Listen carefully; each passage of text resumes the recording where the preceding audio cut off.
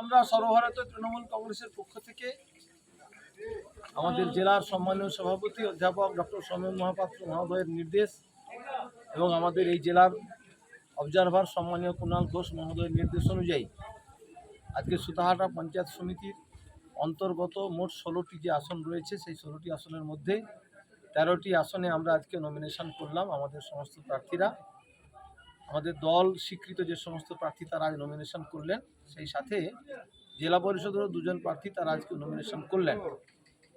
আমরা সমস্ত কর্মী যারা রয়েছেন, বহু মানুষ আমাদের সঙ্গে এসছেন, দলীয় কর্মীর সাথে সাথে সাধারণ মানুষ তারাও অনেকে এসছেন। তৃণমূল কংগ্রেসের যে প্রার্থী, বিভিন্ন ক্ষেত্রে যে সমস্ত প্রার্থীর নাম রয়েছে তাদের যে ব্যক্তিগত পরিচিতি বা তাদের যে পারিবারিক পরিচিতি, তাতেই কিন্তু সাধারণ মানুষরা এখন থেকেই তারা উদ্বুদ্ধ। সঙ্গত কারণেই দলীয় কর্মীর বাইরে অনেক সাধারণ মানুষ আজকে এসছেন। প্রত্যেককে আমরা দলের পক্ষ থেকে অভিনন্দন জানাচ্ছি এবং আগামীকাল আমাদের সুতাহাটা পঞ্চায়েত সমিতির 6টি যে মোট গ্রাম পঞ্চায়েত, এখানে মোট 115টি যে আসনের নমিনেশন আগামীকাল আমরা এখানে সম্পন্ন করব।